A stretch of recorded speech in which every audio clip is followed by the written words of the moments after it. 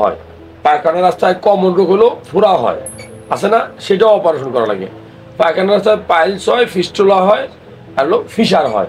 Fistula কোনটা? যেটা হলো পায়খানা রাস্তার আশেপাশে গর্ত হয়ে কিছু একটা বের হয়, ফুলে যায়, লাল লাল থাকে।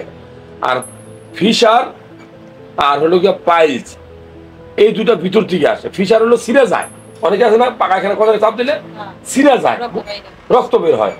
আর পাইলস হলো ছিঁড়বে না, কিন্তু ভিতর থেকে মাংস কিন্তু আসতে পারে, আসতে পারে। আবার পায়খানার সাথে হঠাৎ করে যখন ফ্রেশ রক্ত, মানে মুরগি জবাই করে দিলে তাজা রক্ত, কিন্তু ব্যথা বেদনা থাকে না।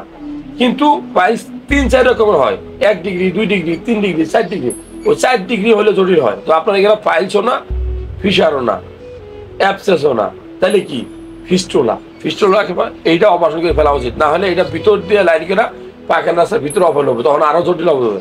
কথা কি বুঝতে পারছেন? যত তাড়াতাড়ি পারেন আপনি সার্জারি ডাক্তারকে অপারেশন করে ফেলবেন। আর যদি আমার মাধ্যমে করতে চান, করতে পারবেন, তাহলে তো আলহামদুলিল্লাহ। কথা কি বুঝতে পারছেন? তবে anal fistula, anal piles, anal Fischer, সবাই খেলো পাইলস কয়ে চালায় দেয় বাঙালি। আসলে পাইলস এক জিনিস না, এটা বুঝতে হবে। আর এগুলো সবগুলাই জটিল। অবহেলা কিন্তু করলে অনেক সময় পায়খানা রাস্তার রোগ থেকে ক্যান্সার হয়, আল্লাহ মাফ করে, হয় না মানুষের? এটা ডট দেখানোর জন্য, এটা বাস্তবতা, সাবধান থাকতে।